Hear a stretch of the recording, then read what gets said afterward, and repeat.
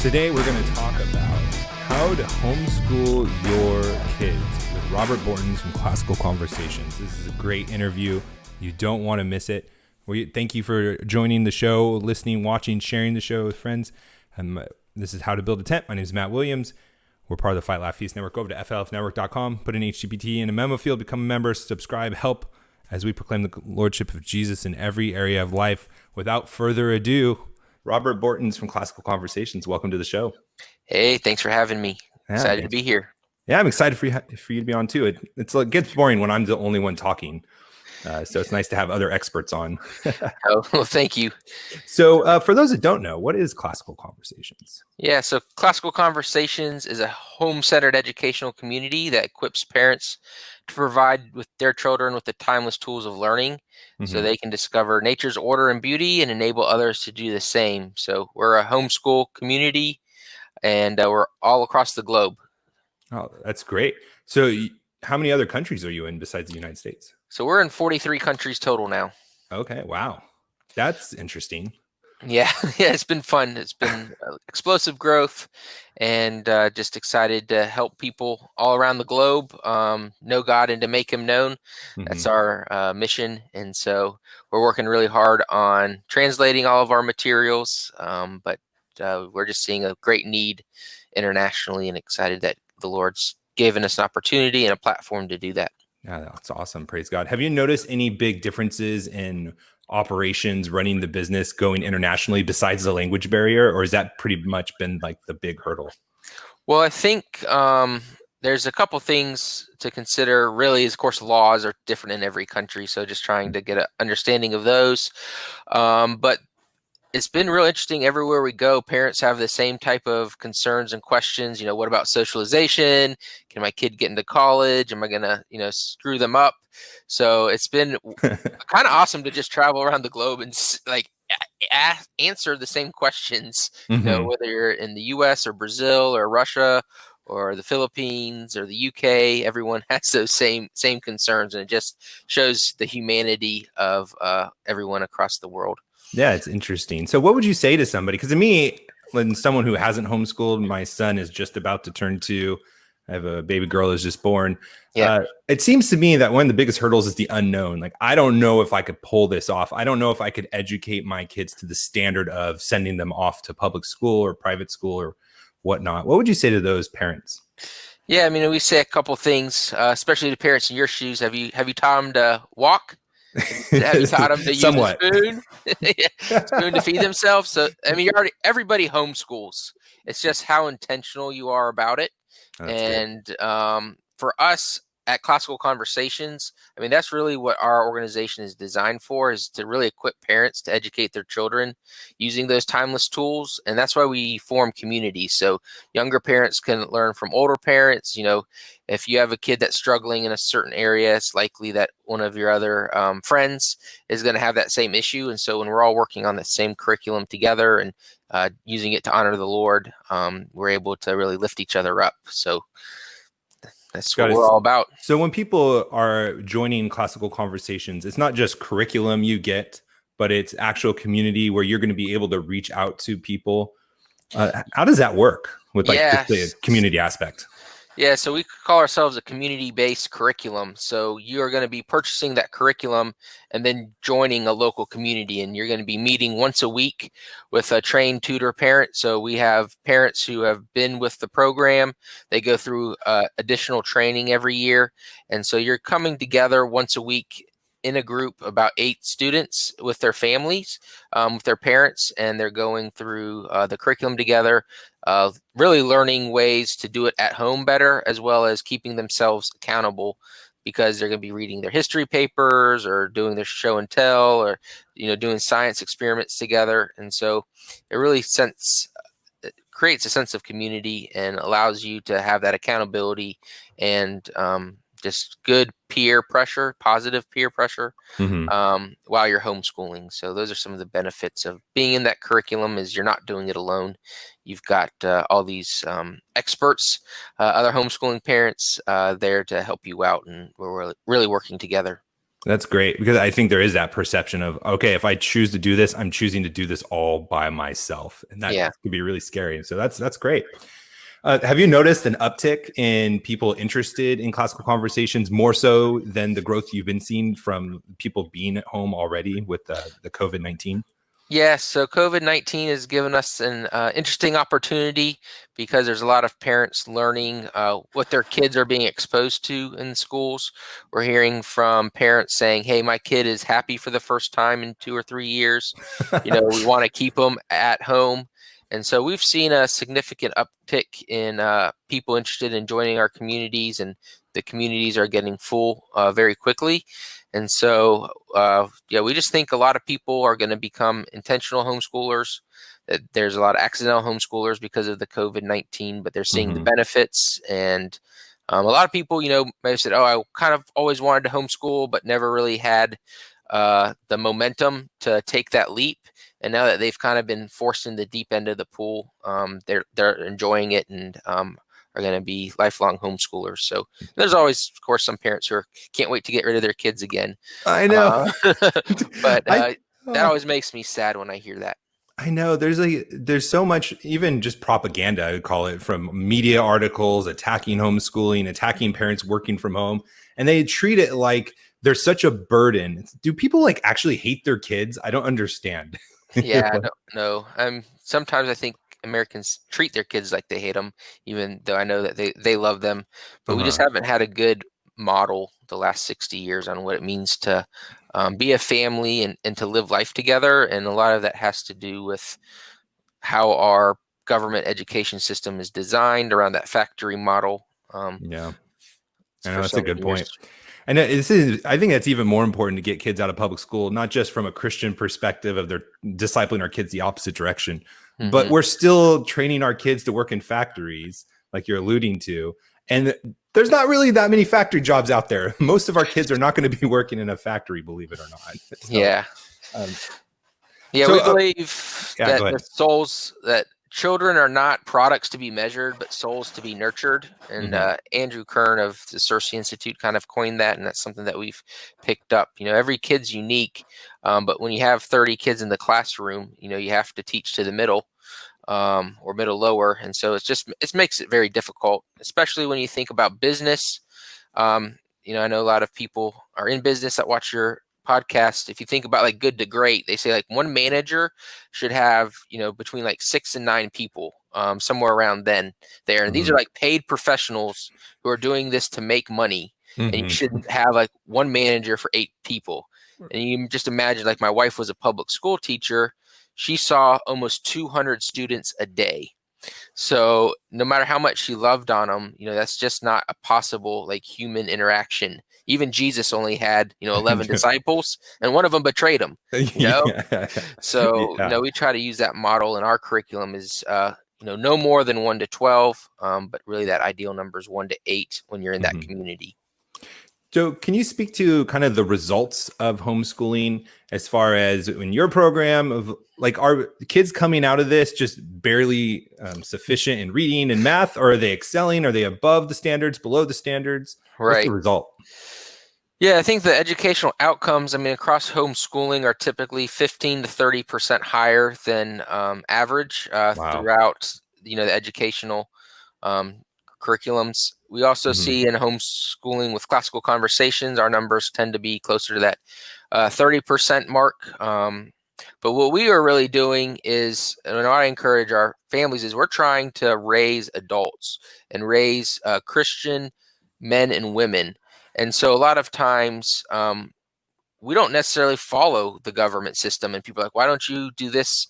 This is when the government's doing it. It's like, well, the Hmm. government system's broken, first Yeah. of Right. all. That's why we're homeschooling. And second of all, we're not trying to make the smartest third grader, the smartest fourth grader. We want to have adults that are well prepared for this world. And sometimes you see what they're testing on and focusing on at younger ages. Um, Maybe our students don't score as well then, but that's because they're testing on stuff that they don't have any business being tested on. And these students are, not getting a love of learning and, Hmm. just being beaten down by being taught to study to the test instead of really love what God's created for us, Yeah. and for us to enjoy. I love that you said that there's almost a vision that you have. It is a vision Hmm. that we should all have as parents, that we're not just having kids to tolerate them or for our own satisfaction, but they were given to us to raise them up to be men and women of God. And that's important to remember, because what your vision is and what your belief is going to shape your actions. Like you said, how you educate them, how you raise them in the home. In the homeschooling case, it's all the same thing and all one process. And I think Yeah. that is probably one of the reasons why you have such good results, right? Is you have a vision, you're actually Well, working towards something. yeah, I mean, if you look at this modern education system, they don't even believe that truth exists anymore. Like, we all have our Yeah. own truth, versus the Bible tells us Jesus is the way, the truth, and the life, and that God spoke the word, and the world became flesh. Mhm. And so, an education to me that isn't based on truth, like, what are you getting?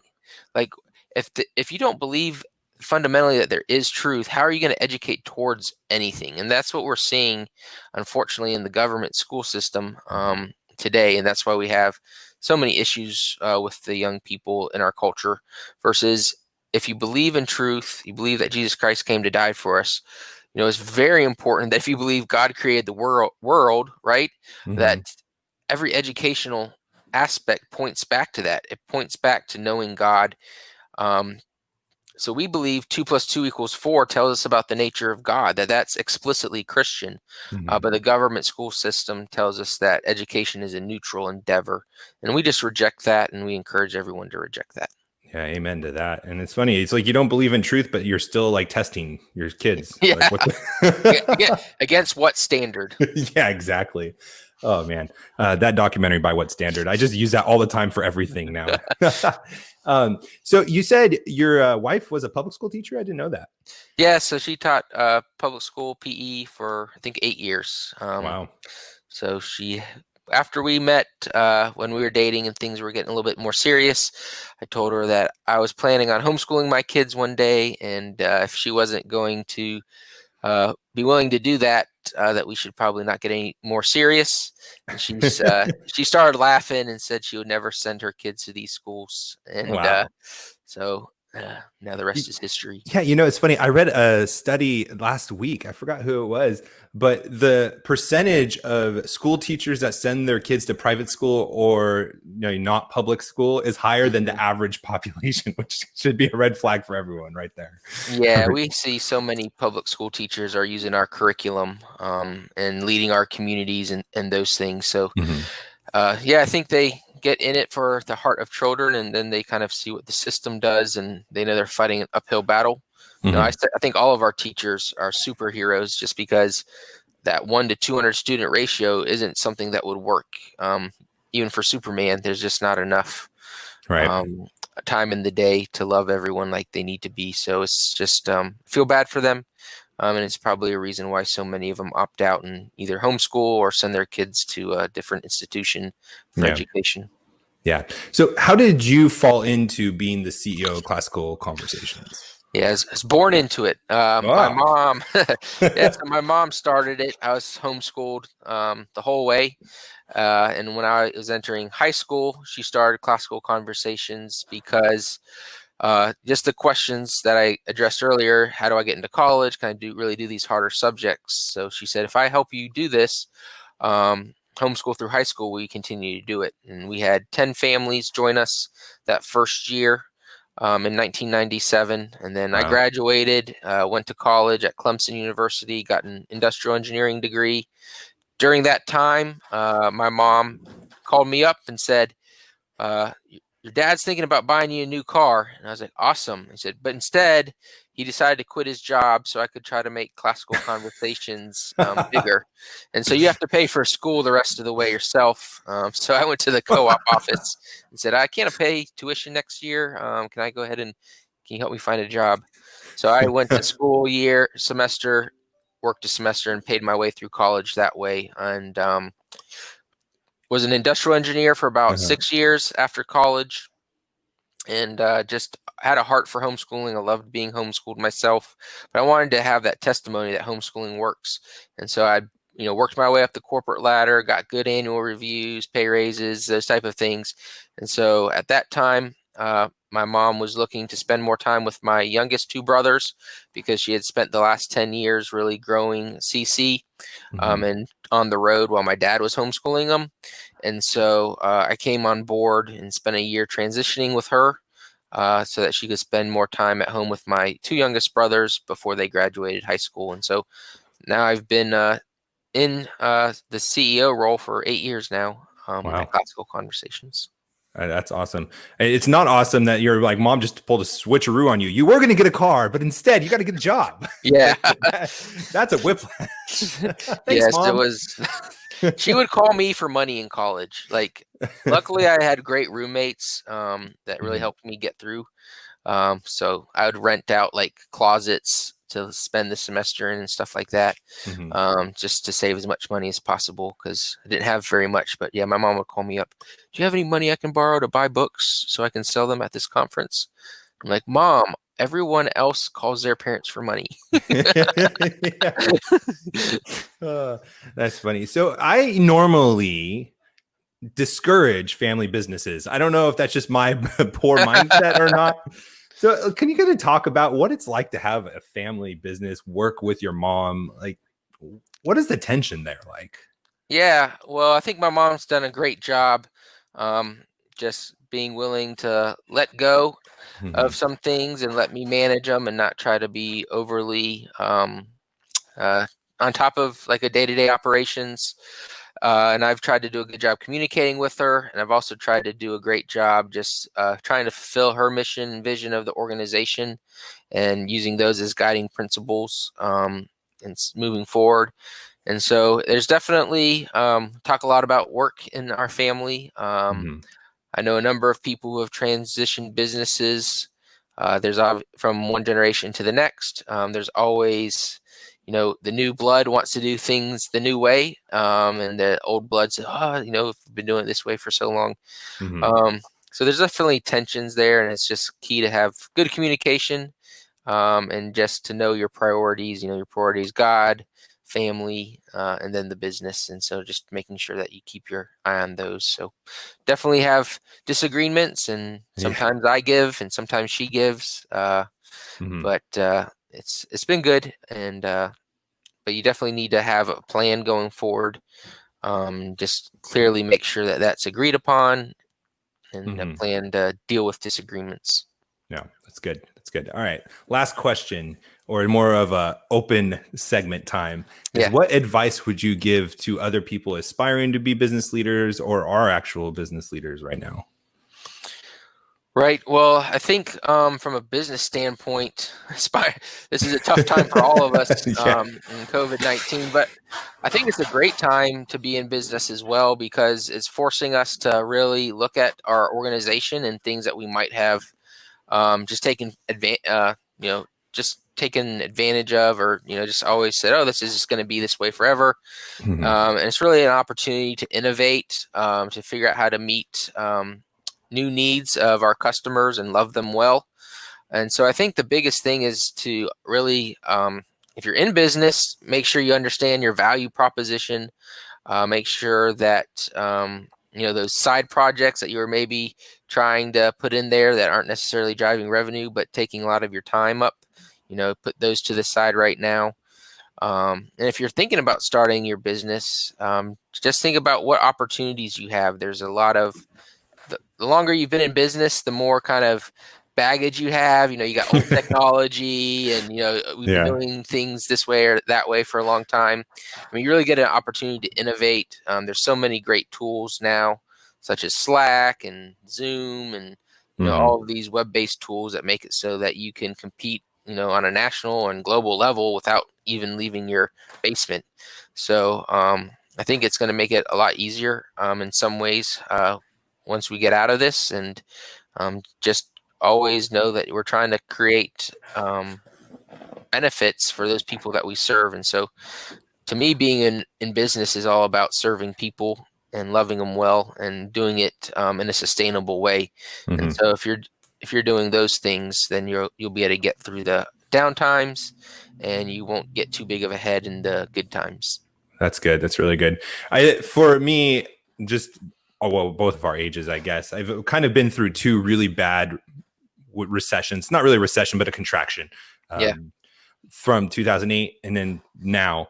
And in 2008, I didn't know and have as many connections in the business world with successful people like I do now. And it's amazing the different mindset that successful people have during these downturns. Like you said, it's looking for opportunities. It's not reactionary, woe is me, or like they've already been setting themselves up to take advantage of these situations, because there are tons of opportunities. There's tons of needs to be met, spaces to jump into. So that's a really good word of advice.